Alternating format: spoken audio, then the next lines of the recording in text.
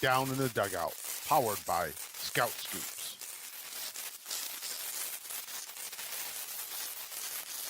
Yeah. All right, everybody. Welcome to another edition of Down in the Dugout, the show that covers everything baseball and a little bit more. Tonight's show, we've got co-host Chris Owisha. Welcome, Crystal. Christopher, not Crystal. That's a hell of a way to start the show. Hello, Bobo. Yeah. Also, co-host Chase Bass is with us tonight. Welcome aboard, Chase. Hey, what's going on, everybody? No, not much. And as always, the man who brings the trouble and who likes to get up and leave often during our broadcast, Mr. Scott Spindler. Welcome, sir. It's nothing personal when I get up and leave. It's a golden retriever that is very needy. That's Doug. that's the issue. As I have a golden retriever who's very needy. But yeah, no, glad to be here, buddy. All right. Well, obviously there's a lot going on this week. We finished doing the 5-hour live broadcast last week that led up to the release, or at least the early release of MLB the Show 21. And that was just a hell of a lot of fun. Really enjoyed it, and we appreciate everybody who stopped by. But here we are, 4 or 5 days later, and it's kind of the aftermath. But we're going to get into that, right? Are you recovered, Bob? You still look a little tired from Thursday. You know what? Yeah. I'm gonna refrain from using curse words here. Okay. It took me 2 days to recover from that. Yeah, it did. It did. I have no shame in saying that. It did. I didn't hear from Bob for days after that. Like, I was like, are you alive? Like, I was really worried about him because normally we hear from Bob all day, every day, and then he just disappeared. So, well, here's the skinny. I'm going to let you guys lift the veil and let you into my personal life here. I got to bed that night about 2 a.m. because once the stream stopped, obviously people don't know this, but we hung out for about another 20, 30 minutes with Nick Olczyk and the rest of us and talk baseball and that. So I hit the bed about 2 a.m. and still got up at 7 a.m, kids, school, all that stuff. So yeah, it took me a couple days to recoup. But Christopher, not Crystal, but Christopher, thank you, sir, for asking. I know there was some sarcasm behind that, but I still appreciate the concern. All right. What's going on, everybody in the crowd tonight? We appreciate everybody who's stopping by. We're going to have a big show tonight. Big show. A nice follow-up show. We're going to be covering a little bit of Major League Baseball to start with. We're going to be going a little bit of round robin. And then after that, we're going to be doing a little bit of breakdown of MLB the Show. Our thoughts. All of us have had about 3-4 days with the game. So we're going to throw out some impressions on that. And then we may be covering, I don't know. What was that? What were we going to cover in that last part? Jeez. What was it? It was something. Retirement. Retirement? No. Some rosters or something? I don't know. Something. But I promise you don't want to miss the last, say, 20 minutes of the show.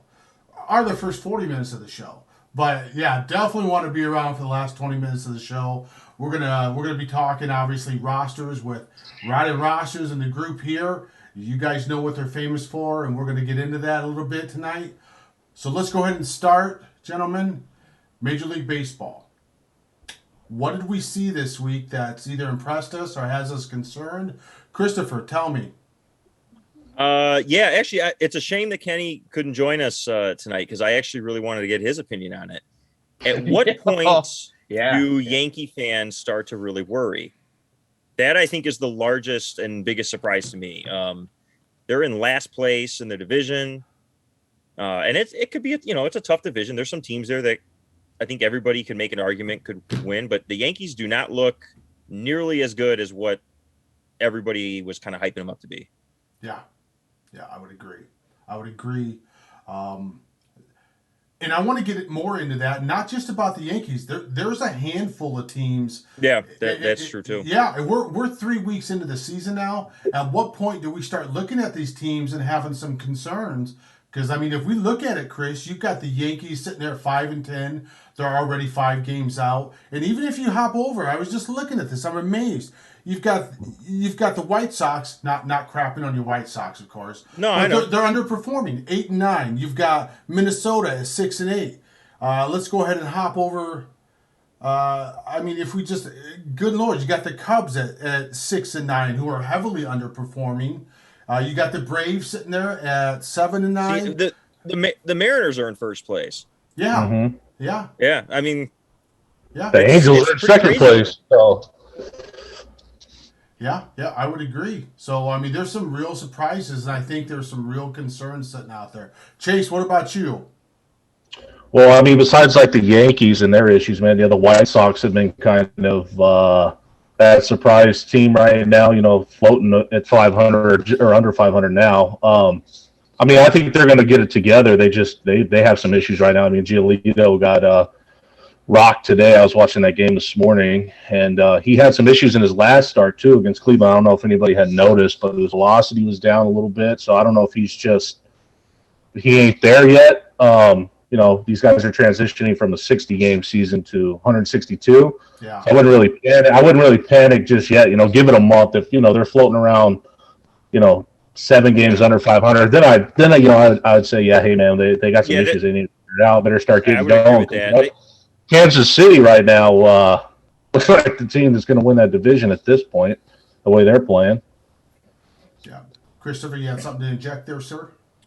no, yeah, I was just gonna say, like, just because it is 2 weeks, I usually would, in my just the way I analyze it is teams that are around 500 Mm-hmm. are pretty safe. Like that's fine. That just means that you're not clicking on all cylinders. I mean, like the Twins are not going to finish below 500. The Sox are not going to finish below 500. There's just too much talent on both those teams for that to happen.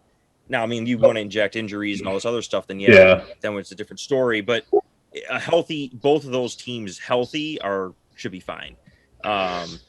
But yeah, I mean, if you fall behind enough, you can't win a division in April, but you can certainly lose a division in April, and that's when you start to really get deep. Like you said, the Yankees are they 5 games back? You said, Yes, Bob. Yep. I mean that those 5 games could bite them in that division. It's not like they're going up against I mean, not to pick on the Orioles, but they're not going up against 4 Baltimore Oriole teams. Right. There's only one of those teams in the division. Yeah. So, yeah, I mean, a lot of players, some certain players haven't really started clicking yet. Yeah, it's a weird start to the season. I think a lot of the guys too that were struggling last year, they're starting the year off struggling too. So it's like they're picking up where they left off. Some of these guys just got to get back into rhythm. They're, like I said, that last year was just weird for some of these guys. And these guys are all about routine. So, some of these guys are kind of picking up where they left off. Give them some time. Like Chris said, it's just only 2 weeks in. I wouldn't panic just yet, unless you're a Yankees fan. We'll put you guys on suicide watch. But I think with the Yankees, I think it's it's not time to panic, but it's definitely time to be concerned. I think the Yankees are very complacent. A lot of the players, I think they're very comfortable. And, I think everybody expected the Yankees just to go in there and just run away with that division this year. And they're not going to. They're just not. Boston's much better than everybody thought. Tampa Bay's going to hang around. Toronto's going to be tough. And even Baltimore's better. So I think the Yankees need a shakeup in some form. I think they need another pitcher in that rotation. I think they need somebody. There's definitely something not right with the combination of chemistry in that Yankee clubhouse. That's just my opinion. Go ahead. Go ahead. No, go on. I was saying, their problem is, man, they're relying on some guys to have bounce back years in the rotation.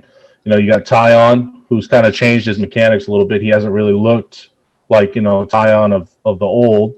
You got Corey Kluber, who this isn't Corey Kluber 6 years ago. So that's been kind of their problem. Beyond Garrett Cole, man, they really haven't had anybody. And then defensively, they've been really bad, man. They really need to figure out, is Gleyber Torres their guy? That's been a problem too. That's been a problem for 2-3 years now. So they got some holes, man, and these guys can't hit anything that ain't a fastball either. That's another one of their problems with that lineup. Yep. They don't, if you blow it past them or they make a mistake, they hit it. But if you can't get it past them, then they'll hit it out of the park. But if you get it past them, man, they don't hit it. They strike out a ton. So I mean, they got some holes. It's the Yankees. They'll probably figure it out. But I wouldn't bank on guys like Tyon or Corey Kluber, man, to try to get me to a World Series. That's just not going to happen. Yeah, I think like you guys are talking about, Kansas City's playing much better. We've kind of called that for a couple months. Kansas City's been probably one of the teams that we've talked about the most on the show. They are playing, better than I think people expected. Seattle's playing much better than I think most people expected. The Angels are. I kind of expected the Angels to hang around a little bit, and I still think they're going to. I still think they have a really good chance to win that division. Some of the other teams, like you guys mentioned before, that are struggling. I guess the Braves, they're struggling a little bit. That NL East is just, it's a dogfight. It looks like it's going to be a dogfight all year. Dodgers obviously running away. They're going to win that division probably by 15 games. I think, when all is said and done. I do think San Francisco is probably a little bit better than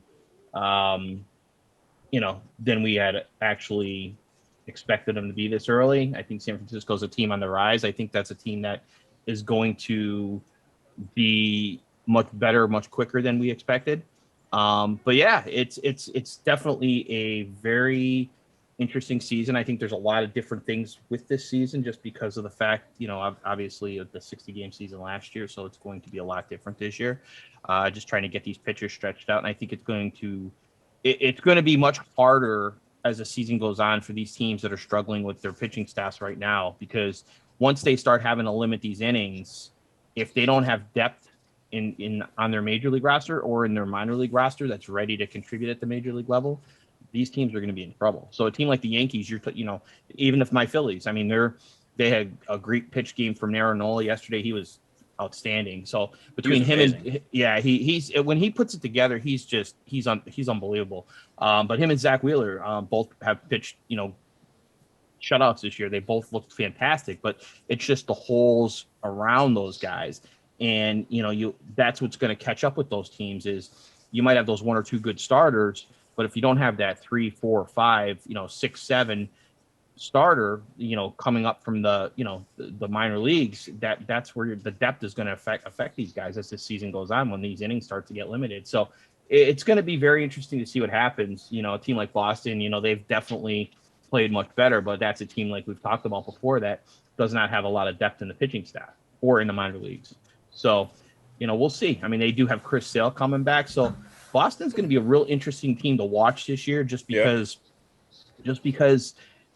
they're playing way above their heads right now, I think, and but they are dangerous. They have some really good hitters, and it's Boston. So if they're close and they need to go out and get a bat, an arm, a couple arms, whatever, they'll do it. So yeah, it's a lot of fun, man. You can't complain. MLB's back, and we've got a fun season. So did you guys see the statistic from MLB they put out a little while ago, a few hours ago? I actually put it out on our social media, but it was just something from MLB Communications on the amount of people interacting with the MLB package and watching the games at home, and it's breaking all kinds of records. I mean, you're talking between what MLB the Show, we're going to talk a lot about MLB the Show tonight, but when we get to that later, but you're talking what they're doing with their cross-platform and bringing the whole Xbox generation into MLB, and then what MLB is doing right now. Baseball's in a really good position. MLB is in a really good position. They're probably in their best position that they've been in a very long time. So it's really cool to see. Obviously, we all here love baseball and want to see it succeed. But there's a problem I have with that. I'm going to interrupt you. Is baseball as an organization is notorious for crap in the bed. They don't know how to take the bull by the horns. They don't know how to take advantage. In fact, it seems like at times they go out of their way to crush the soul of baseball fans. Mm-hmm. All right. And I'm not saying that's the route they're going to go, but I did see some of those numbers, and they're impressive, and that always does the heart well. But yeah, now does baseball wise up and figure out how to market this sport, how to market its stars, I've seen a little bit, but we need more. Okay, we need more, and that'll be interesting. But before we jump over to the show, I do want to talk to you guys. There are 3 teams that I've found interesting this year. We've talked about who's disappointing, but let's look at Seattle. Let's look at Kansas City. Let's look at Miami. Okay, 2 of them are leading the division. 1 is in the thick of things right now. Out of those 3 teams that I just spoke of, I want to hear from you guys. Who is the one that has the most potential to step up and steal playoff spot from someone? Chris, you want to touch that one? Go ahead, Chris. You go first. What, in terms of who do you think is more you're dangerous? Buying them? Well, yeah, because you've got 3 organizations that are young. They're talent, especially farm system rich. All right, we know that. And they're going to be at times competitive this year. Right now, 2 of those 3 are in first place. The other one is in the thick of things right now. We're early, but out of those 3 teams, who is the one that you guys could see stealing a possible playoff position from someone, as that time comes? Yeah, I'm gonna lean Seattle, but it's a close, Kansas City's right there too. But I'm gonna go Seattle only because I think that division is more winnable. Okay. I think you got more teams in that division on the downward trend than you do going up. And they've got an amazing glut of outfield prospects right around the corner. So Mitch Haniger has been outstanding. He looks like the Mitch Haniger of old before the injuries. So that's a great guy to have leading off for you. And then, once those other younger guys come up, if they do come up this year, they're going to have an amazing talent in the outfield. They're getting Kyle Lewis back soon. They've got some decent pitching. It's not the best, but Marco Hernandez, Marco Gonzalez is a pretty underrated pitcher. And we haven't seen a lot of trades really in terms of strengthening this team either, and they're notorious for making trades. So I could see them being we're going to get some of our guys up, get the experience, and then possibly start adding on. If Oakland and Houston don't turn it around where they start running away with anything, that division I think is wide open. You got the Angels who look really good too, but there's no perfect team in that division. So I could see them being a team that kind of holds on and surprises a lot of people. Mm-hmm. Yeah, the A's were obviously struggling early on. They've been playing out of their minds lately. They've been playing better, but yeah, I think they're what do they win 8 in a row? Or I know they're 9-1 in their last 10 games. So obviously, who's the real A's team? Is it the one that's playing out of their minds right now, or is it the one that started the season? So I agree. I think Seattle could be dangerous. I do think Kansas City, like we've talked about too, is very, very dangerous. I love that Kansas City team. I just do. And it's just the mix of just the youth and the power and what they have in the arms coming up. I love the arms. The arms are amazing. You can't not like Seattle. Obviously, they got probably the best farm system, one of the top 2-3 farm systems in baseball. But for this year, I if I had to pick one of those teams, it would probably be Kansas City. Good enough. All right, gentlemen. Well, we talked about it a little bit earlier in the podcast as we opened up, but if you bought the one of the premium editions of MLB the Show, you now have access to that show. We all do, and we're all playing it on the PS5 right now. And but I do want to check before we get into this. Has anyone here had a chance to play the early edition on the? Obviously, we're PlayStation guys, but has anyone played on the Xbox yet? Yep. I don't even own an Xbox, so no. Okay. Chris, have you seen much? I had heard rumors that it looks a little bit better on the Series X than on the PS5, and I've got the Series X, but I'm just I'll use the Game Pass for. I was just curious if you had any thoughts on that, or if the difference was so negligible. I did notice. I honestly haven't. Or Scott, not Chris. Okay. Oh, I'm Scott. sorry. I was like, Yeah. I don't know. Yeah, Okay. we're working on something that we're going to talk about later on at the end of the show, which you guys probably know what I'm talking about. But I've been using the Xbox for part of what we're working on, and it plays nice. It looks very, very close. I think I don't feel it was as responsive as the PlayStation, but again, it could just be.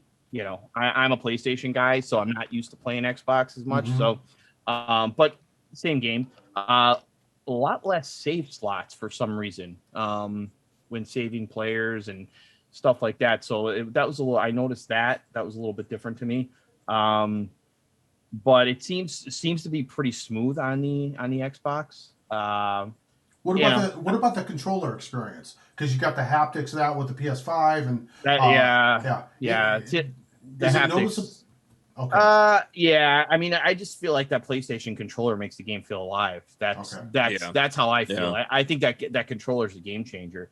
I don't, obviously, I don't think you're going to go wrong with either version. I mean, and I played actually the PS4 version as well. I played three of the 4 versions, I guess, that are out.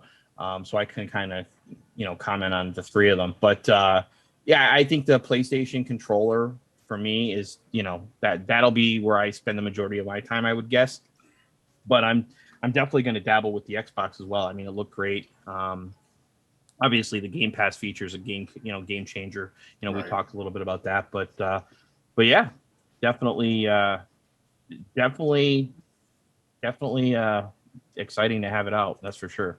Okay, well, let's get into that. I just wanted to bring that up because, like I said, I won't be able to access that game until tomorrow on the Series X. So I wanted to see if one of you guys had some thoughts on there. But so we've now had, like I said, 4 or 5 days with the game, and I want to hear you guys' thoughts on it. And it doesn't all have to be positive, doesn't all have to be negative, but I just want real thoughts on what you've seen so far in the time that you've spent playing the game, whatever mode that be. Christopher, talk to me. Yeah, I honestly feel like I'm doing a disservice talking about it because I've had such a little time to actually play the game. I've been buried in some other things, which we will talk about later. But I have played a couple. Like I just jumped into a game just to kind of see the haptics and everything else. And the controller on the PS5 is just, it's unbelievable what it adds to the game. I mean, you feel the pop, you feel the like it feels more like you're in control of what's going on, which I think is amazing. That's going to be a great feature moving forward. It plays so smooth. It's faster. The transitions and everything, it just feels more in sync than I think previous years too. So I mean, that's I'm from what I've experienced so far, I love it. I've been mostly in the player editor. Only major issues I have with what I've seen is there seems to be some crashing issue when you upload a player to the vault and then immediately edit after that. I have not figured out how to get around that. So you just got to be really cautious where if you're editing a bunch of stuff, you got to save before you upload anything just in case. I actually figured out what the problem was, Chris. It's when you edit and then you actually save the roster. It doesn't have anything to do with uploading. When you save the roster and then you go back in and edit, it crashes right after. Okay. So I'd say edit a bunch, then save when you're getting ready to finish. Edit, save, then upload, and then just turn the system off, and you won't have a problem. Okay. Oh, that's interesting. Stadium Creator is awesome too. I think that it's way more than what I anticipated in terms of what's actually in there. It's a little bit getting used to trying to learn how to control everything and manipulate everything, but I think there's a lot of potential there down the road to really create some cool stuff, get some classic stadiums, in the game, minor league stadiums, that kind of thing. Yeah, I've actually spent quite a bit of time. I've got some time off this past 3 or 4 days for my full-time job, so I have been really spending a decent amount of time just trying to obviously get comfortable with the project we're working on, but also the gameplay and to dive into the different modes and I'll be honest with you. There are some issues we've talked about. There's some server issues. I know that. There's some issues with some of the vaults, but we still got to remember too. This is early release. The game hasn't officially even released until tomorrow. So, I mean, a lot of that stuff could be fixed in the next day or two, or in the next few hours, actually. But besides the issues with the vaults, which I'm sure will be getting fixed, I know there's issues downloading some rosters and stuff like that, and Sony's aware of that. So that stuff will be fixed, I would expect, in short time. But as far as gameplay, the gameplay is fantastic on the field. I mean, by far, it's the best playing MLB the Show that I've ever played. It just plays fantastic, smooth, just beautiful on a PS5 or Xbox Series X. It just looks fantastic. I was messing around with a game last night, and just the detail, the birds flying around and the planes flying over, more detailed on the next gen, and messing around with some of the cameras. Kenny put out a really cool camera based off of the Pro Spirits. Pro Spirits. Yeah, that was cool. Very cool. Great idea, Kenny. Well, hopefully Kenny will be on with us tonight at some point. Kenny Mack on Dirty Jersey 32 on Twitter.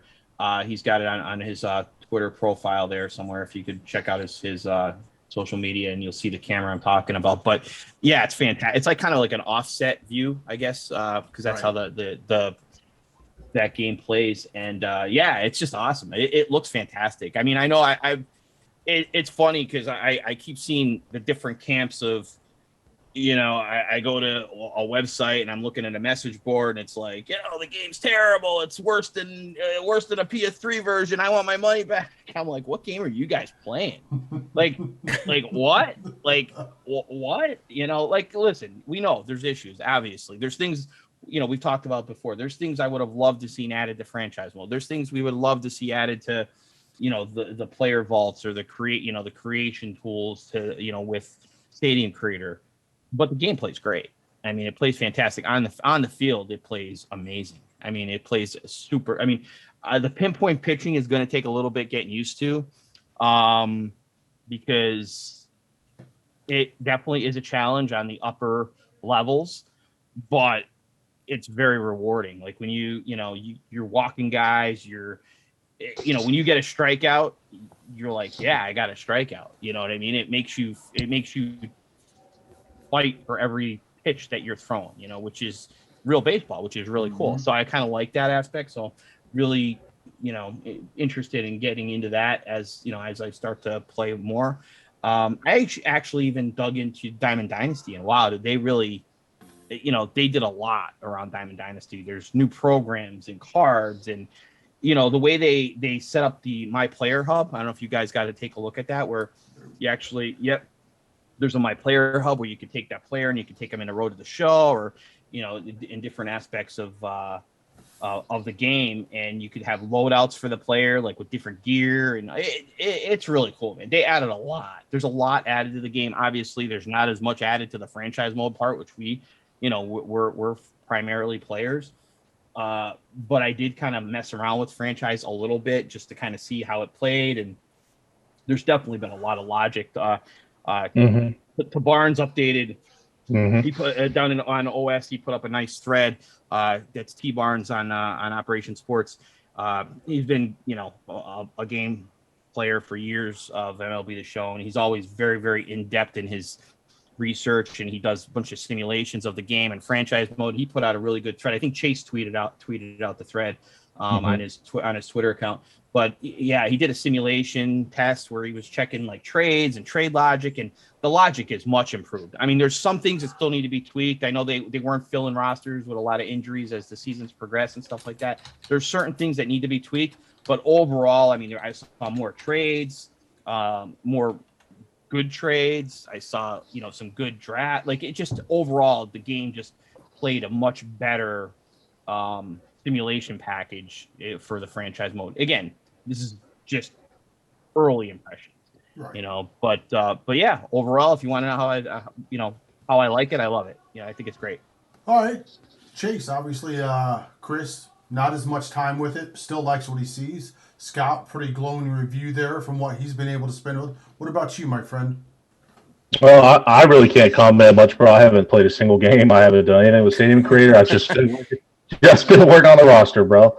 Yeah. So I really can't get into it. But I mean, I've seen some people post clips or screenshots, things like that. I mean, from what I see and from what some of the stuff we've talked about off camera or like when we're texting each other, it sounds like it's going to be just fine. Sounds like it's a pretty good game out of the box. So, I mean, eventually I'll get into it, but not currently. Right. Well, I got one. I do have one real quick. I want to see what everybody thinks of this because I know this is kind of a topic that's been on Twitter back and forth. Yeah. What is everybody's thoughts on the user interface? It's very different from what we're used to. Don't like it? I mean, I just look at it's different. Yeah, I don't get overly excited about that stuff, but I appreciate the simplicity of it, but I do feel like there is some areas that's could have been done maybe a little bit different. I would have done it differently if I was designing it. Yeah. But I appreciate the fact that everything is kind of accessible on one screen. I think that is kind of nice. Yeah. But I some stuff is like I like the create tab, but I don't necessarily like where it is. But it is interesting. It's a different look for sure for the game. I mean, I think they had used the same interface for like 3 years in a row. I think. Yeah. It's a big change. It is, and there are some things that I think would benefit being tweaked. I know, like if you're in the create tab, you have to go over to the other side and hit to load a file, and then you can go into roster. It's because you got to kind of jump around a little bit to go into different, and then like you guys were talking about earlier, where if you go from one application to another and you save and then you back out, right now there's a glitch where it'll actually just shut the game right down, and that's on both Xbox and PlayStation. I've seen it on both, so it's definitely something in the code of the game. But I'm sure like a lot of that stuff's hopefully going to be hampered. I know there's already a patch out on Xbox, I believe, or I think somebody said that there's a patch out or a patch coming out already. So if that's true, again, I haven't don't quote me on that. I'm not confirming, but there should be a patch coming to fix some of this stuff out. I would guess relatively soon. There's a lot of eyes on this game. There's a lot of people playing it, so they're gonna. Version 1.02 is out already. So they'll be updating this game probably quite regularly. And I do want to talk because I've jumped in really on the Stadium Creator, and Chris, I'll agree with you. It is. It is scary to use the Stadium Creator but saying that, they give you the easy mode, which you can use that, and it obviously limits what you can edit, but it also makes it easier to use. So I jumped right into Pro. I just said, you know what, screw it. I'm just going to jump right into Pro and just teach myself. And it didn't take me more than 45 minutes to an hour before I started to realize that while there are limitations with the Stadium Creator this year, there are ways to manipulate certain things that can help create certain different types of stadiums. And it was a lot of fun. I really, really enjoyed it. As I sent these guys a picture, then I started working on veterans, the vet where the Phillies used to play. And the more I got into it, the easier I found it. And I really, really love the Stadium Creator. And then on top of that, can I just say what a joy it is to play this game in the field this year? Mm-hmm. I mean, and of course, it's comparatively speaking because of some of the struggles 20 had out in the outfield. And they tried to patch it and fix it, and it was always changing. This year, I love the fluidness of the PS5 version. I haven't played the Xbox, so it could be exactly the same. I'm not sure. But how the game plays there. And then lastly, the thing that I'm noticing this year, and maybe you guys aren't, maybe it's just me, but I am really seeing a difference between the ultra talented players and the average players and the players who are just hanging on to stay up in the majors. There's a difference between either pitching against those or hitting against those, and it really makes you focus. I love that aspect.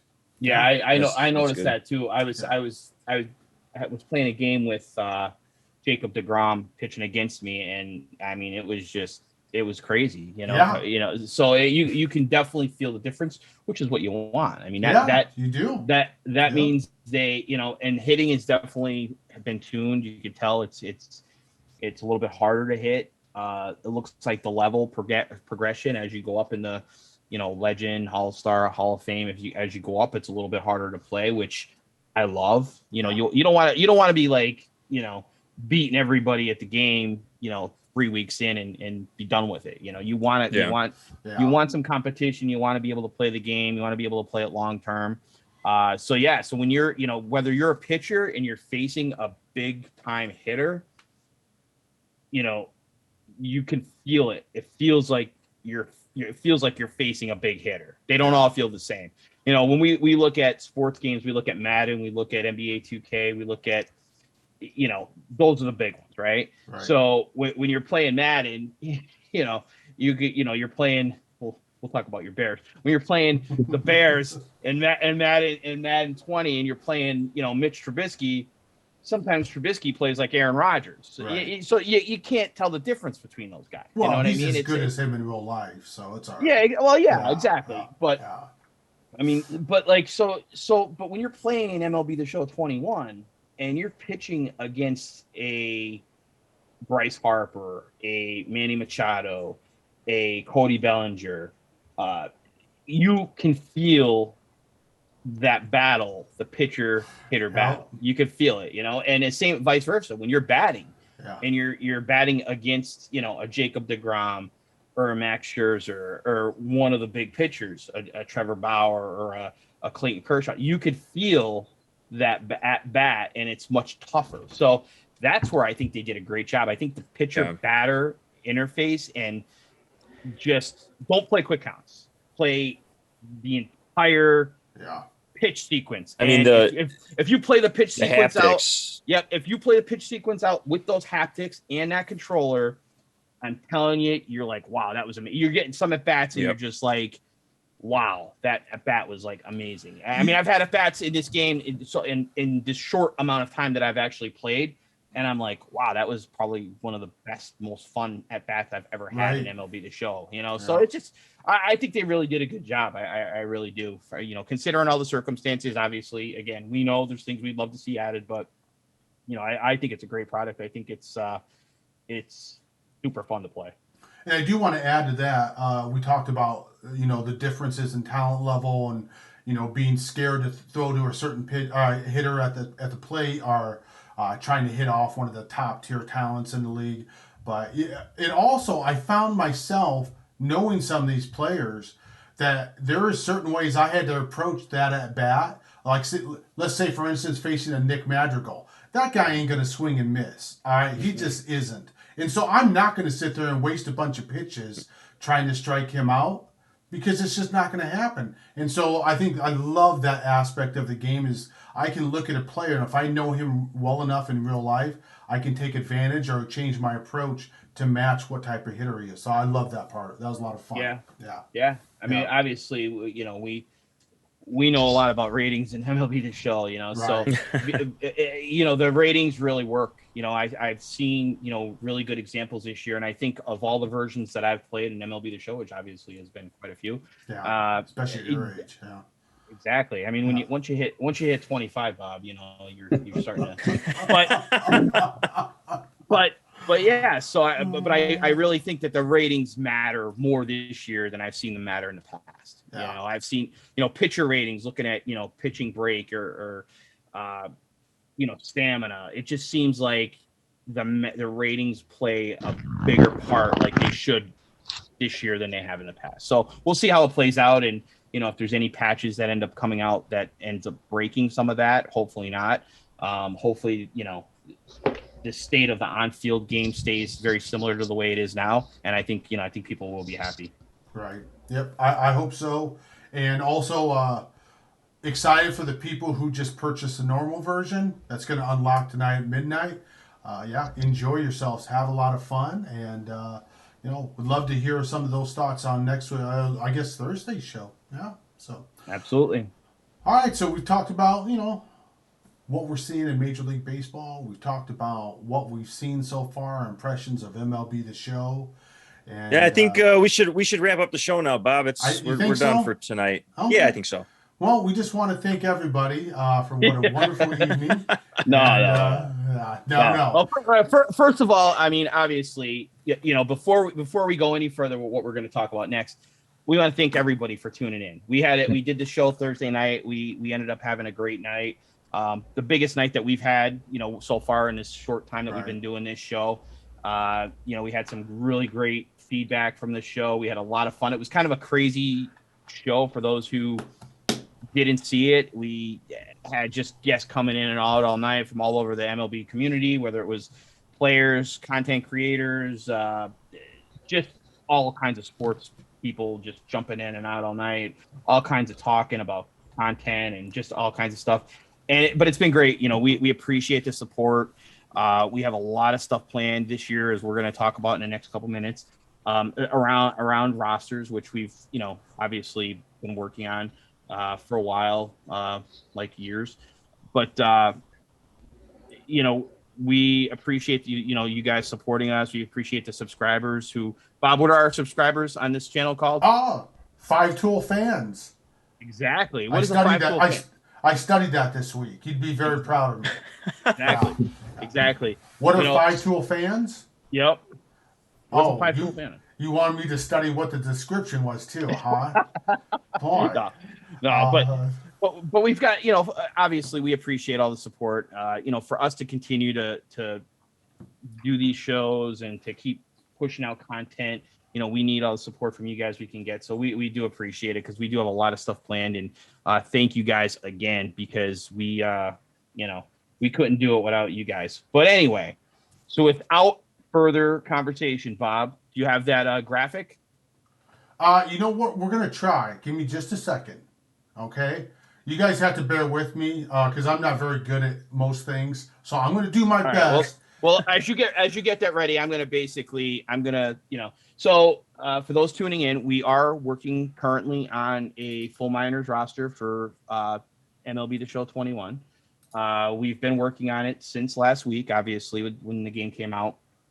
The version that we will put out will be cross-compatible with the Xbox Series SX, last gen Xbox, PS4, PS5. It'll work with pretty much every version of MLB the Show that'll be out. So you won't have to worry about getting one specific version or whatever. So we're going to put out a full minors roster this year, and it will work for every version of the game.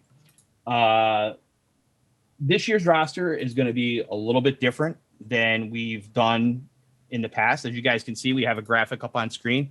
This is thank you, Bob. You're welcome. This is a roadmap. Okay, so this is the first time we're going to put out something like this, but this is what we're going to do. We're going to have a roadmap to the full minors rosters. This way you guys can kind of see the different versions that are going to come out. Now, Chase and Chris are going to jump in here in a few minutes, and we're going to talk more about certain things with the roster. But I just want to kind of give a overall breakdown of what is going to. Hold on, guys. We froze on Twitch, I believe. People aren't able to see anything. That's why I didn't want to touch it. It always does this. So let me. Oh God. So if someone else could bring that up and show it, please. Chris, will it work for you or no? We'll let you share. And we're back. I think we are. All right, we're back. We're gonna have that graphic for you guys in just a few seconds. All right, so we'll go back here to where we were before. So we'll start. We're going to start all over with the conversation. Sorry, guys, about that. That was a little technical glitch we had there. At probably the worst possible time we could have ever had it, but we're back. But anyway, so what we're going to do is we're going to reveal a roadmap for this year's version of MLB The Show, and the roadmap will have just the different versions that we're going to put out in a time frame for these versions and what is going to be included in them.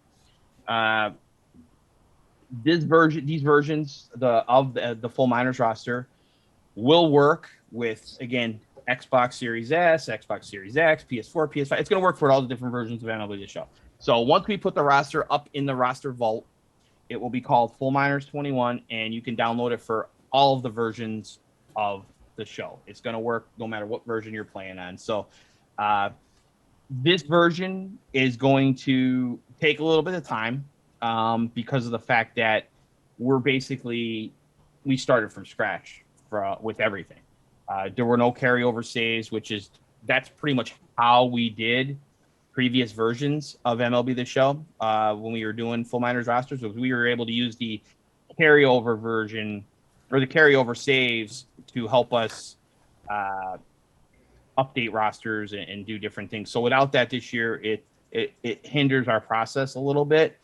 But this is okay. I mean, what we're going to end up getting is a clean roster, a lot of new things added this year for the editors. There's a ton of new equipment, which the equipment looks great. I don't know if you guys have done, I mean, the equipment looks fantastic on next gen. I mean, you could actually change colors of logos on shoes now, all kinds of cool stuff. So very, very cool. So it's just going to give that extra added detail to the roster that is going to be out. So you guys are talking time frames. I know you want to know, okay, when's it coming?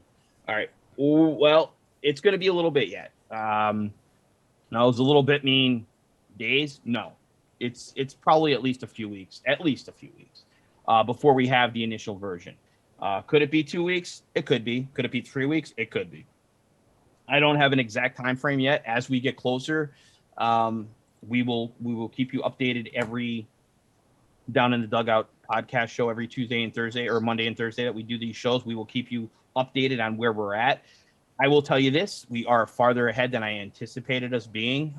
We've actually been able to move pretty well the last few days through a lot of teams, and I anticipate being in a very, very good place with the roster by the end of this week, you know, barring any crazy catastrophes happening. So that is a good thing. So it's moving much quicker than I anticipated, being that we had to start from scratch. So, and I will tell you guys this: we have. I'm not going to give you the exact amount of teams, but we have a few teams completed already, and the teams that are completed look fantastic. You know, they look amazing. It plays great. They play great. They look great. You know, so be a little patient for the first version. Okay. It's going to be out in a few weeks. You know, when it's out, you guys will know. We're going to talk about this multiple times a day on our social media accounts, on our shows every couple days. We're going to have a bunch of things that we're going to do leading up to the release. But as you guys can see with the roadmap, we're going to have the initial version. So the initial version is going to have all full 93-man rosters. So that means each team in the game will have all real players. All the fake players. I don't know if people realize that either. There is 3 additional roster slots. So there are 3 extra players for every single team. That is one of the reasons I'm guessing possibly had issues with the carryover. But yeah, so you have 93-man rosters this year instead of 90-man. So you will have full 93-man rosters for each team with all real players. Potentials will be edited based on real MLB top 100, top 200 draft or top 200 potentials, that kind of stuff. So we're going to go through the potentials of all the players. It'll have basic equipment edits. You might see, you know, the bigger players, the star players with, you know, their actual gear, the exact gear that they're using, but all players will be edited equipment. So you won't see funky things on people. They'll all have real gear and stuff like that, but it's just going to be basic edits. It's not going to be every single player edited exactly as you see on TV. They might be a little bit different, the first version, but we'll talk a little bit about that. It's going to have all the top prospects for each team. You'll see all the top prospects. Most of the top prospects are already in the game on the base roster, but anybody that's missing, including the draft picks from last year, we will be adding. So they'll all be in there, like Spencer Torkelson and all those guys. They'll all be in.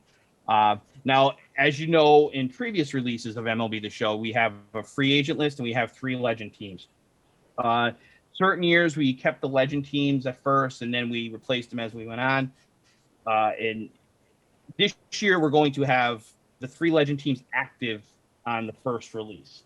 So the free agent list will be all real players. It will be all real minor league and major league free agents. But then you'll also have 3 legend teams still active in that. So if you want to put, you know, Jackie Robinson or Hank Aaron on the 2021 Braves and play a franchise or play you can still do that with the first version. I know a lot of people ask for that, and a lot of times we remove those players early on, and then you can't get those guys. But the first version will have the Legends, 3 Legends teams. It won't have every single legend that's in the game now, but it will have 3 Legends teams on it. All right, so then the second version will have this will be the All-Star edition. This will come out around All-Star break, somewhere around there. Again, we're not giving exact dates or anything like that. This will update transactions to that point. Now, this one is going to have equipment edits done by Operation Sports equipment guy for the MLB the Show rosters that's helped us in the years past. He's on Twitter as the MLB Shoe Guru. So he's going to do equipment edits on all the big players and all the other players and just add that extra realism. We're going to add more free agents, international free agents. And obviously, with doing that, we're going to be taking away legends. So the second version is going to have less legends. And then the third version will be the draft update. It's going to have transactions. I would guess we'll probably have trade deadline updates there, contract edits in that one. Any of the draft picks from this year's draft will be in there, and then all the legends will be gone at the third version. So the third version, all the legends will be gone. There will be no more legends. It'll be all basically updated up through the trade deadline and the first year player draft. So that'll be it. Then at the end of the season, we'll release the final version, which will be a fully complete updated set, equipment edited, transactions for the entire season. So basically, wherever a guy ends up at the end of the season, he'll be there on that roster. It'll have all the draft picks. It'll be completely edited and basically a set that you can take and play all winter long if you want to play it until MLB the Show 22 comes out. So that's what we're going to do. Now, obviously, we could have different things come up through the season that may make us alter this timeline a little bit or alter this plan slightly, but we don't anticipate changing it much, if at all. We do like keeping it simple like this. This way, we're communicating it right off the bat to you guys. So if you get the first version, you're like, oh man, there's still legends in there. No, we're telling you up front what's in this version. Okay, we're telling you guys what's in it. Again, we're creating 300 to 400 players from scratch, just to replace all these fake players and then all the free agents. And we're also updating faces that were in the original day one update as well. There's a lot of players that need updates and face adjustments and hair adjustments and equipment adjustments. So we're going through and just updating everything. So I'm getting asked, can I play franchise with the first version? Absolutely. That's what it's for. You could play franchise with all 4 of these versions. You could take the first version, which will be out in 2 to 3 weeks, maybe sooner. You could take that version and you can definitely play franchise with it. 100%. You could play franchise with. Don't look back and just play with it and have fun. It's up to you as you go. I know a lot of guys are out there and they'll start different franchises as the season goes on. They'll start and then they'll stop or whatever. It's up to you. There's going to be 4 different full versions coming out. Again, the last version is going to be end of season, so I wouldn't worry about that one until the end of the season. But you're going to have this one, the All-Star Edition, and then the draft one. Those will be the 3 big ones. So, I mean, if you want to wait to have all the draft picks in it, obviously you got to wait for, that July, August edition of the roster. But if it was me and I wanted to start a franchise and I wanted to play the game, because obviously we talked about the game plays really, really well, Full Miners 21, the first version, which will be out very soon, is the version to go with. It's going to be probably the best Full Miners roster that we've put out. Again, we've been porting a lot of the guys in these original sets. Some of these guys, Chase and Chris, you guys will know, we've been porting them for 5-6 years, maybe. Yeah. Mm-hmm. Yeah. So as you're porting a guy from 2014 or 15 or 16 into 17, 18, 19, they start to lose things as you port them through each version of the game. And the quality of the face scan or the face edits and just the quality of the player isn't as good as when you create a player on a brand new game. So, just the fact that you're going to have a next gen version with all new creative players and faces made on just next gen hardware, is going to itself make it look better and play better. Again, we're going to do some different things as we roll this out. So basically, subscribers to our channel are going to get special shows. We're going to talk about that a little bit, right, Bob? We're going to do previews just for the subscribers, where they can actually interactive shows where you guys can come on in a chat room with us, and if you're a subscriber, you can watch the show. You will preview certain teams. You guys can say, hey, can you pull up this guy? Can you show me this team? Can you do? We're going to be interactive with you guys, so we can give you guys different things that you want to see before we actually release these rosters. Also, we're going to be doing a lot of streams. You'll see a lot of our Scout Scoop streamers will be streaming certain teams. So Nutsy obviously is a big Pirates fan. So when the Pirates are completed, we're going to have Nutsy preview the Pirates. Before the roster's out. Kenny Mack is a big Yankee fan. We'll have Kenny preview the Yankees. Chris will be previewing the White Sox. Chase will be previewing the Dodgers. So everybody will be previewing different teams on the Scout Scoops channel or on their own Twitch channel. You'll even see me, Chris, or Bob, or Chase, or any of us stream up this week. Maybe starting tomorrow, where we'll actually just go live on Twitch here, and we'll just be playing around with the game and maybe preview a team or two and preview some players, talk a little bit, just on a normal stream. So we're going to be doing a lot with the whole Twitch channel around the release and the preview of these rosters, so you guys can see it.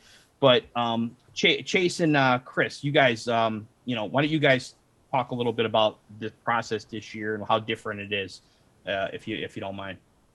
Yeah, it's a process, that's for sure. Years past, guys, in terms of just transferring teams, you'd be done within 30 minutes. It was just however many save slots you had, and you just copy those players over and just transfer them into the roster base. This year, we have to recreate all their faces from scratch, not necessarily from scratch, but it takes a lot longer. So we're probably looking at like 5-6 players an hour. And then that's obviously double checking, those new equipment edits. So you might have to go back and update some stuff for some guys, making minor adjustments here and there as far as ratings for created guys. We're not touching anybody with a face scan. Those guys aren't getting touched ratings wise. It's just, it's a grind. This is exactly kind of like how it used to be before we had the ability to port from game to game. So you got to be patient with us. We're trying to do what we can.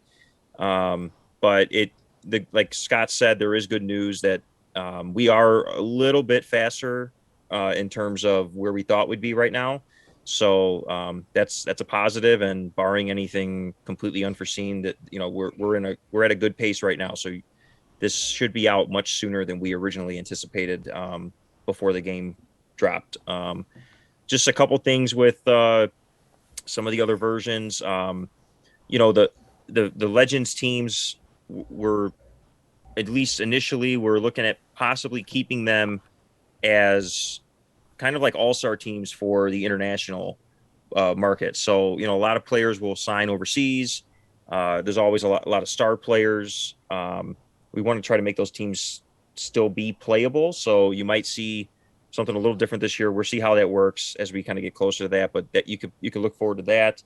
If you're a big fan of the NPB or KBO, you might see some of those guys in there that you normally wouldn't see. And then, we are going to have the Yorfo minors again too. So, if there's a guy that's not in that original base roster, there's going to be some extra guys available to you. We're having them listed on the website, scoutscoops.net. You can look it up and see who's in there. We have it under whose name they were uploaded. So you're still going to have that freedom to kind of pick and choose. The nice thing about us kind of going on Twitch and YouTube and everything else, and with the website, is we're going to be able to really communicate with you guys on how to do some of this stuff yourself too. How-to videos for importing, if any of you are unsure of that, we're have you covered and stuff. But it's exciting. I mean, looking forward to it. Absolutely. Chase, what about you? Well, it's like Scott and Chris said, man. We don't have the ability to, import export like we did before. So everything's basically, it's sort of done by scratch, but not. We're lucky enough where we have some of us have more than one computer or we have more than one TV. So we're just transferring data from the old system to the new system. And like Chris said, it probably takes about an hour to get like at least 3, 4, or 5 guys done compared to we can just get an entire team done in 30 minutes like before. So it's a very tedious process, but like they said to me, I kind of like where we're at right now. And then there's a couple of things too. I know some people may not necessarily agree with the legends list, and that's perfectly fine. You got options. When you start a franchise, you can turn legends off, and everybody in the free agent list that's a legend will become generic, and pretty much 90% of them will retire at the end of the season. So you don't have to worry about that. Or if you're inclined to, you can take any player that we put in the vault. You can replace these guys with them. If you know how to create players yourself, you can always do that too. So there's different ways in the first version. I know not everybody's going to agree with it, but I mean it is what it is, dude. There's over the one free agent list itself has over 300 players in it. Then you still have 3 other legend rosters that have how many are in there? 90 each. Yeah. Somewhere around there, a little less than that. Yeah. So I mean, that's a lot of players on top of having to recreate, 300 plus, 400 plus more players this year. It's we can only do so much. We can only do what we can do. We can only control what we can control. So just hang in there. Don't if this the version isn't gonna be for everybody, but there's different ways and different options for you. So take advantage of it. That's really all I can say. I'm right now. If anybody's been following me, I've been posting players in the vault. So you guys want to get a head start on your own rosters, there you go. So it is what it is, guys. This is the part that sucks about it this year. I mean, we all kind of prepped ourselves for it. We knew we were going to have to start over. Luckily, a lot of teams have a lot of players with scans, so that's going to cut some of the stuff down, and then when Sony starts adding some of these guys in that we're already missing or have made debuts in the last couple of weeks, that's going to also cut some of the work down. But there's still a ton of work that goes into this. So just be patient. That's all we can ask for. And if anybody has questions, you guys know me on Twitter. I'm probably the most transparent person on Twitter. I'll answer what I can, but I can't give you everything. So yeah, just go ahead. Real quick, just to add, because I know this is going to be a complaint for some people, but unfortunately, there will not be realistic statistics with anybody that has service. Unfortunately, we don't. Yeah, it's not really cooperative. I think Chase kind of toyed with it. It doesn't seem like it's going to be a thing this year. So you will have real players with actual service time, but they will not have the real career statistics. It just is what it is. If you don't want those guys on your set, you're free to erase them yourself. Some of those guys are going to be in there. Some teams will try to keep prospect heavy where we can, but it just kind of is what it is. That's just unfortunately without the carryover saves, it just makes it very, very, very difficult to pull that off this year. Yeah. And I think, we've released versions of the show before with legends in it, and I don't think that that's a big deal at all, especially considering once you're in year 2, all those fake players, all those players become fake as well from the drafts and going into the off season when all the players retire. So basically, like Chase said, you're just basically when you start your franchise, you just turn the legends off and you don't have legends in your franchise, and you just your version will be, especially the way the creative players are generated. It looks like they're generated a little bit better this year than they have been in years past. So the best free agents will be the best free agents. They'll be real players. You know what I mean? Like top pitchers and relievers and, all the position players will be the top free agents in the free agent list. They're not going to be, some Joe Randoms or some, crazy free agent out there. So you're going to have a fully playable franchise roster available within a few weeks of the game's launch. So that honestly is, to be blunt and honest with you guys, much better than we anticipated. We originally thought that we were not going to get a version of this roster out to you guys for months, and I'm just going to be honest with you guys because of the fact that we have so much work to do, but having to replace all of those guys from scratch and just create 400 plus 90, like you're talking 700-800 players all together. That's a lot. I mean, sometimes we struggle in a night to get 6 or 7 guys done, or 8 guys, and so there's just no way. You got to remember, we all have lives and jobs and families and stuff like that. So we're doing this, we're doing this in our spare time right now, so trust me, you will be very happy with the version that's going to be released in a few weeks. It's fully playable franchise mode. Like I said, we've only got a few teams done so far, and it looks fantastic. I mean, personally, I'll be starting a franchise with that version. So I'm a diehard franchise guy. I'm a stickler for franchise. I'll probably start a franchise with the first version, and then I'll probably do one later on when we do the draft update, just because I like to have the draft picks in there later on. One thing I do want to add, sorry, Scott, is Sure. with the 93-man roster, teams still are going to get all 30 or their top 50 prospects in. It's just still not gonna. No. Yep. That's another thing people are going to hit us up for. It's just they're still not possible. Like, we're going to try to get as many in as we can. I mean, I think the goal is, I mean, from the rosters, and again, I mean, obviously everybody knows now we partnered with Sony again this year, for the out of the box rosters. And the goal has been last year and this year to get the, top 30 prospects roughly into the game. And Sony did a really good job this year getting a lot of those guys even face scanned. There's a lot of good prospects in the game. It's much better this year than it was even last year. But, I would say, most teams will have top 30 prospects. Somewhere in there, you might have 28 or 29 on certain teams, and maybe top 35 on other teams, depending on how the teams fill out and how many veterans are on each team and stuff like that. But trust me, I mean, there were years past where we were lucky to get top 10 or 15 prospects on certain teams. So you're going to have a lot more prospects. This will be the most prospect heavy roster we've ever released by far. I mean, would you guys agree? Yep. I mean, so obviously the game in real life has changed. MLB has changed the last few years. Like a lot of the alternate sites were filled with prospects and all that kind of stuff. So we're kind of changing our approach to the game as well. So you're going to see a lot of the veteran guys that, might never make it to the show, like, guys in organizations that might be in AA or even, in AAA. If they're not in there, they'll be in the free agent list, just so we could focus on the long-term version of the roster for the team. We want these franchise rosters to be able to say, obviously Bob's Cubs suck, right? So we're going to, we want to be able to take the Cubs this year where they suck. And just kidding. I'm just teasing. I'm just using Bob as an example because he's falling asleep. I had to wake him up. He was falling asleep.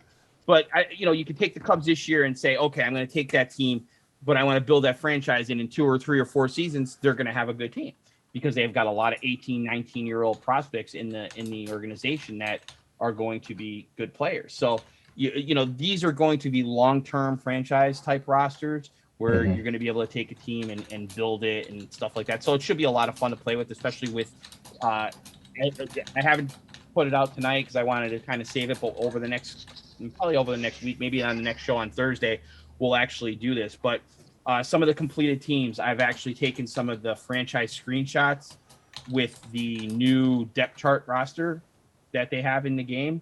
And boy, what a difference when you see that depth chart from, 21, 22, 23, 24, and you've seen all the real players play out in that depth chart. It makes a world of difference seeing that play out instead of seeing like a fake guy on there. So, Wayne wants to know in the chat, are these based on opening day? They will be, transactions will be updated. So we're getting all the guys that are, signing and moving around. They will have the lineups and the rotations will be set to opening day. The 40-man, there might be, might be off depending on, an updated transaction, but they will be very, very close to opening day. Yes. Okay. And for those who are maybe new to the game this year, especially with Xbox coming aboard, could you guys talk just a little bit about one more question about it? We got a question in the chat. Will the roster work by the time the game comes out tonight? No. If you're just joining us, the roster is not going to be out tonight. It's going to be a few weeks. Probably at least a couple weeks. We're hoping we can get it out as fast as possible to you guys. We are moving at a much better pace than I anticipated and the guys anticipated. But if I had to give you guys like a % of where we're at with the teams and everything that we're done, 69. No. Oh, okay. No.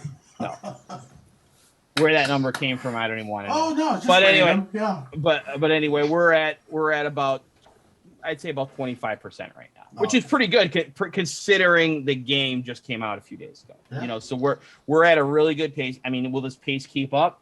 Probably not. But I mean, this version will be out a lot faster than we anticipated. But we want to make sure it's good. We want to make sure it's complete. We want to make sure it's accurate. I mean, there's going to be things this year that we're not going to be able to fix like we did in years past, like these guys said with, we used to have the accurate stats in for some of these guys. We're not going to be able to do that. They will all have accurate service time. We'll make sure that the players with service time have accurate service time. All the faces will be updated and obviously authentic faces like always. And, they look great. I mean, we have a process right now that's working really, really good. So what we're doing is we're actually banging out a lot more faces right now than we probably have for any other version, what you guys say with the way we're doing it. So, it's definitely coming along, be patient, keep following this Down in the Dugout show. Cause we'll have an update on every show. We're going to devote at least 15, 20 minutes, maybe a half hour each show to talking about the rosters, where we're at. We're going to start showing off some teams. Thursday night show, we'll start to show off some teams. We'll give a little bit of a preview, some screenshots, and I'll put some of those depth charts up on Thursday night for you guys too. That'll be fun. And, be on the lookout for the streamers streaming the rosters and also for us streaming on this channel probably tomorrow night. I think today's Monday. So tomorrow night I'll be streaming just a random team. I'll play a game with an updated roster. And you guys can check it out. And then, we'll be doing that periodically throughout the week over the next few weeks until the roster comes out. And then, even once the roster's out, we'll keep doing different streams to highlight, different things that we're adding. But be patient, guys. It's coming. Well, I had a question, but that was 20 minutes ago, and I can't remember it now. Let's see. No, what I was going to say is, we've obviously added a bunch of new players with the Xbox, and this may be their first foray into the rosters and what it offers and your guys' work. Honestly, for each of you guys, could you talk just a bit about how many hours you actually put in a week on these rosters? I mean, obviously, it's going to fluctuate. I know, Chris, you don't work very much, but the rest of you guys, no. Yeah, could you let them know? I mean, because, maybe I'll give them a little bit more insight into the difficulty and the hours that you guys pour into this. Sure. Yeah, I mean, I have a day job. I work Monday through Friday. I'm up at 5 o'clock in the morning every day. Yeah. Drawing pictures, graphic design is so hard. No. Yeah, I work from 5 to roughly around 3. I come home around 4 o'clock, usually starts maybe 4:35, and I will go, as long as I have the time, I'll go all the way up to 11 o'clock, 12 o'clock at night. It is definitely a day-to-day grind. I'm really to complete what we've done in the past. I mean, if this was, like Scott had said, if this was something that we had to recreate all these guys from scratch and there was no real easy way to see what we have done in the past, then this is something that wouldn't be out probably till like June or July. Mm-hmm. It takes that long to do a player. You're looking at 45 minutes to an hour for a player to be finished and tweaked. And, we take a lot of care with all these guys. We treat them all the same. We want to make sure we get them right. We have relationships with a lot of these players.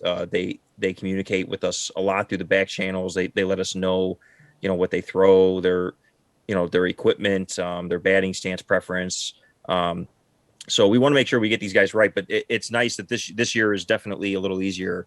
But yeah, it definitely is a lot of time and effort. I mean, it's a year-long thing. I think, me, Chase, and myself, Scott too, for that matter, and even James. We should mention James. James is not on the show. He's one of our other roster guys. He puts in tons of time doing faces for all these guys too.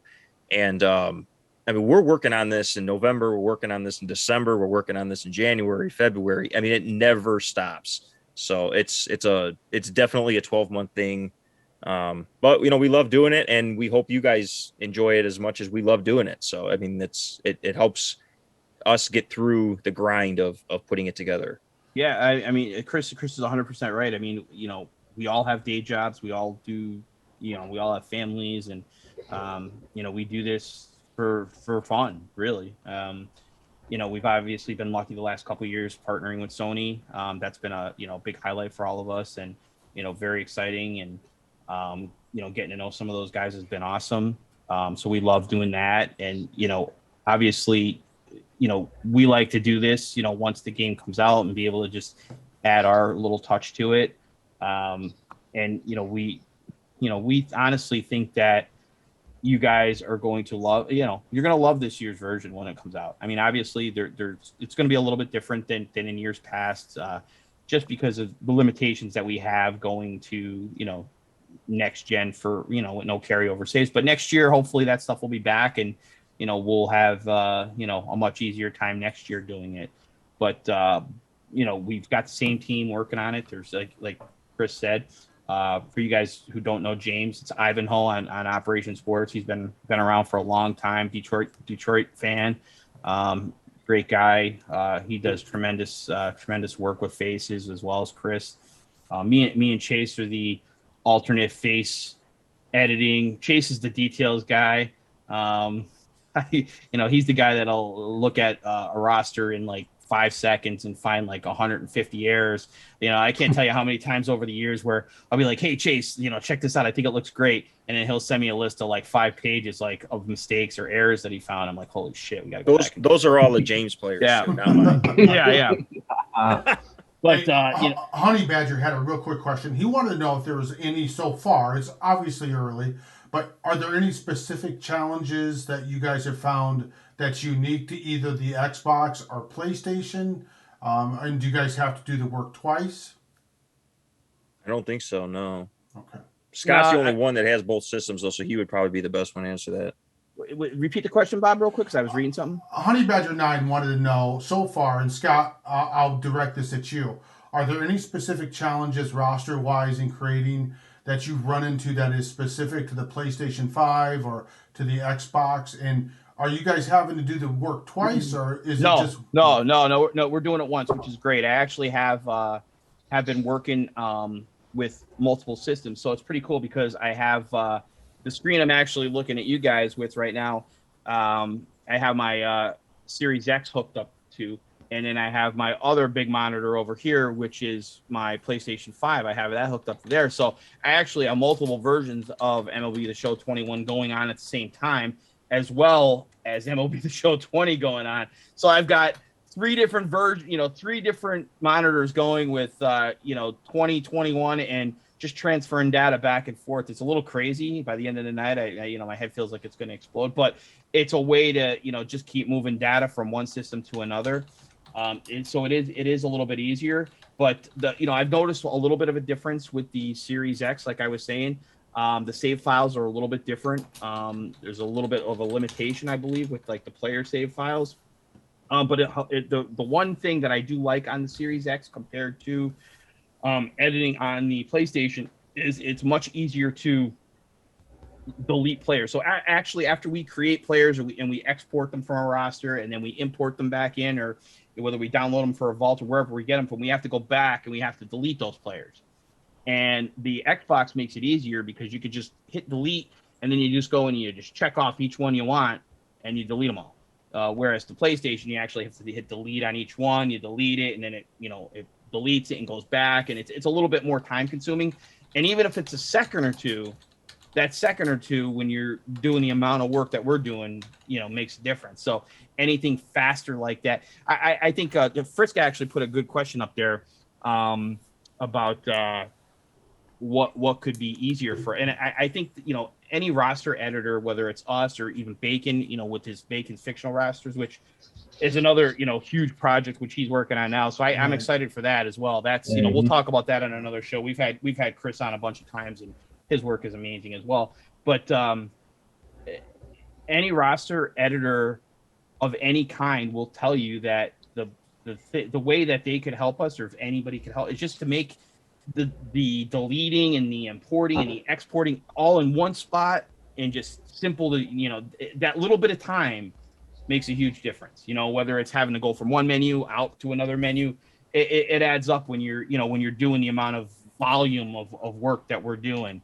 And again, Chris talked about, he does. I have a full-time job. I think I worked about 40 straight days up until the Friday of release. So, we're working nonstop at our jobs. We're doing this in our free time. And again, we spend hundreds and hundreds and probably thousands of hours doing this, all through the season. So, just because we release this first roster and then these other subsequent rosters this season doesn't mean that we're done. We'll keep taking that roster. We'll keep building onto it, once the fall hits and then the winter, and then we keep updating things as we go. And, we'll be using that roster going into 22. So that's what we do. Basically, it's a year-round project for the four of us, pretty much. We like to, do this. I think sometimes it gets a little crazy for us, because it can be a little overwhelming, but obviously we wouldn't do it if we didn't enjoy it. So, we just ask that you guys, just be respectful with, being, we don't have a date, we don't know the time. I know everybody's impatient. Everybody wants it out tomorrow. I wish it was out tomorrow too, so I could just start playing. I would love to just be playing the game tomorrow. But it's again, we're moving much faster than we anticipated. And, I would not be surprised to see it out within the next couple weeks. And like I said, we'll update you guys. I'll have a better update for you on Thursday night as well. So Thursday night and going forward, you'll probably see this Scout Scoops channel active. Right now, we have the two shows going Mondays and Thursday. You'll probably start to see quick streams, even if they're for a half hour or an hour, streaming, maybe a game, or maybe a Road to the Show game, or a franchise game, or just a roster preview. You'll start to see this channel a little bit more active, probably 3, 4, 5 nights or 5 days a week, going forward, starting this week. So you'll start to see a lot more content on this channel with the rosters, and you'll get to start seeing a little bit more preview as we get closer and closer. And then when the rosters are ready for release, we'll do something fun with that. We'll tell you guys a little bit more about that as we get closer. But I would just tune into the shows every Monday and Thursday. You'll get an update as where we're at, and as soon as we know a date and we know when they're going to be out, you guys will know. But I would just get some games in, play some Diamond Dynasty, play some March to October, read some pick your franchises on the yeah site. Actually that's a great thing, Chris. I think that if you guys haven't checked out scoutscoops.net, we have this amazing feature up that Chris came up with. It's called Pick Your Franchise, and we've got all 30 MLB teams.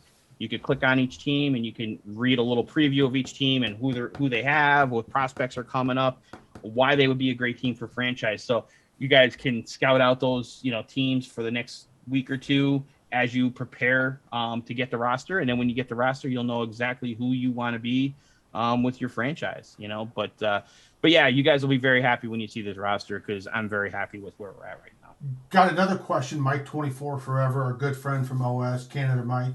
Well, not that Canada Mike, but do you guys prefer, as roster makers, do you prefer the game being released before the actual season? Are there any benefits with the later release after the season's already started? Actually, I have something good to say on this. Okay. First for everything. I think honestly that because of the fact that it released after the season started, you're going to see a lot more quality to the first roster than you would have early on. Because you got to remember, normally we start working on the rosters 2 to 3 weeks before the season starts, roughly somewhere in there. And there's a ton of changes from the original roster that Sony puts out. There's tons of transactions. There's a lot of missing face scans. Like Matt Moore, if the game had released on March 15th this year instead of April 15th or April 16th or whatever it was, Matt Moore's face scan would not be in the original roster that we're releasing. Just as one person as an example. But because of the fact that the game started after the season release or season started, Sony was able to add players that normally wouldn't be in the initial roster. So plus we have a lot less transactions to keep up with because the season's already going on. You got to remember that last week of spring training is crazy with transactions. There's tons of people moving around, jumping teams. So it kind of gets a little hectic. So I obviously would prefer to have the game as early as possible because you want it to come out as early as you can. But I think from a roster maker's perspective, I think it's actually easier for us because the season started. That's just my perspective. Good enough. Yeah, I would agree with that. Mm-hmm. Good enough. So, Scott, you talked a little bit about it already, but why don't we talk to the group and let them know kind of what's the plan for Thursday, the show coming up. You had mentioned we're going to talk a little bit, maybe do some previews. What else do we have going on? Well, we're working on a couple guests that I don't want to confirm yet, but we're getting close. One of them we might save for something later on, Bob. I know we were talking about the Father's Day show, so we might push that one back a little bit. Right. But we're definitely going to have a great segment on Thursday again around the rosters. We'll have an update. We'll give you a number of teams that we have completed. We'll show off some franchise screens within those teams, so you guys can take a look at some of the depth charts with some of the teams that are completed, and and some other surprises too. So, yeah, I'm excited. We got a couple of outstanding shows with outstanding guests coming on, and like I said, we're not going to release those names yet, and but they are high-profile names, and there's a lot of fun that's going to be had on those shows. So, absolutely, yeah, absolutely. So, well, I think, if that's it, then for tonight, we want to thank everybody who stopped by. Thank everybody who subscribed. As Scott said earlier, without you guys, without the interest, without the subscriptions, none of this is possible. It helps us keep putting content out there, and there's a lot of work and a lot of effort to keep doing this. We love doing it. And but without you guys, none of this would be possible. So thanks, everyone, for stopping by and just being part of the community.